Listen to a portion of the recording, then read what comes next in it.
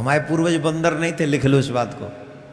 हम बंदर की औलाद नहीं, हम ब्रह्म की औलाद हैं, हम ईश्वर की औलाद हैं।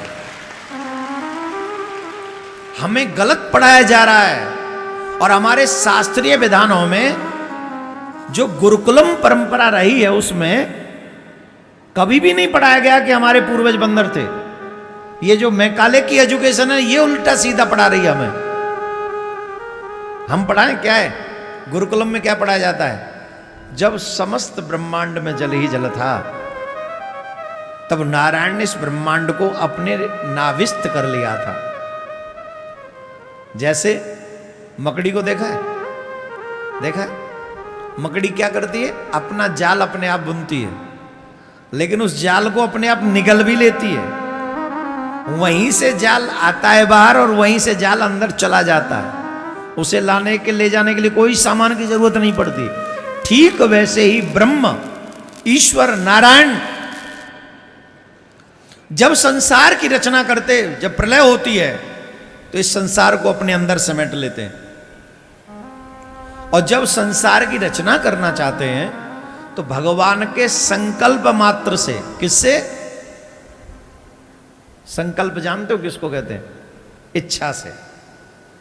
उनकी नाभि से कमल उत्पन्न होता है।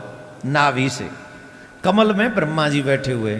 ब्रह्मा जी से कहा जाता है सृष्टि का सृजन करो, और ब्रह्मा जी सृष्टि का सृजन करने लग जाते हैं। तो सृष्टि का उत्पादन नारायण से होता है, इसलिए हम नारायण की संतान हैं, किसी और की नहीं। किसकी संतान है? मनुष्य। और रामायण में भी कहा है ना, ईश्वर अंश जीव अविनाशी, चेतन अमल सहज सुख राशि। हम ईश्वर का अंश हैं। इसको प्रूफ और एक तरीके से ऐसे करते, हम ईश्वर के कैसे हैं इस बात को समझो।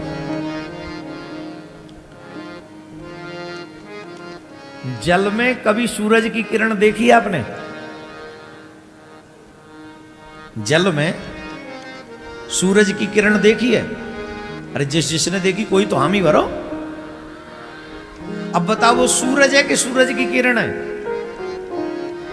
क्या सूरज जल में?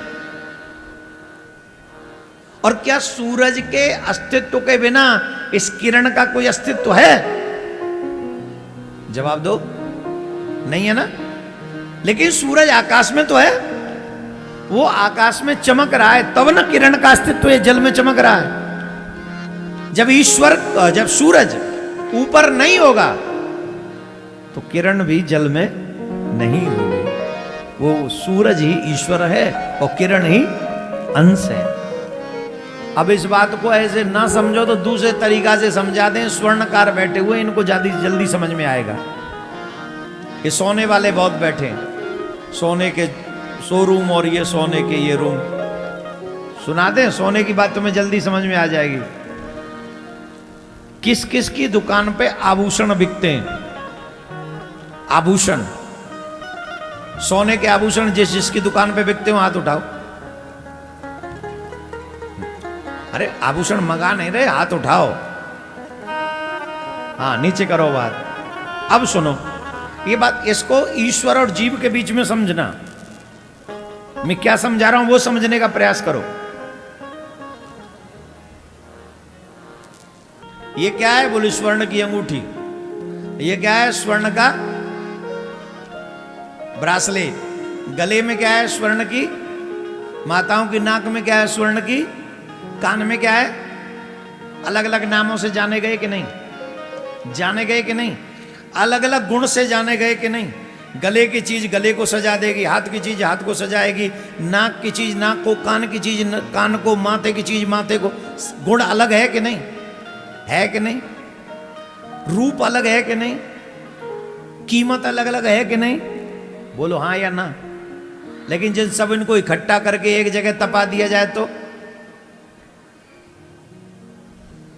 इन सब गहनों को इकट्ठा करके एक जगह पे राख लिया जाए, क्या हो जाएगा? सारे गुण समाप्त, हर रूप के समाप्त। फिर क्या रह जाएगा? बोले सोना है बस, बाकी सब खत्म। चैन खत्म, नाक की खत्म, कान की खत्म, सब खत्म। अब बचा क्या है? बोले ये सोना बचा है। जो सोना बचा है ना वही ईश्वर है, और जो अलग अलग गुण रूप स्वरूप दिख रहे हैं ना वही मनुष्य और ये सारी प्रजा पशु पक्षी इत्यादि वही सब हैं। उनके अलग स्वरूप हैं, अलग नाम हैं, अनेक गुण हैं, अनेक कर्म हैं, लेकिन जब वो अपने आप में समा लेता है तो वो सिर्फ ईश्वर रह जाता है, बाकी कुछ नहीं रहता है।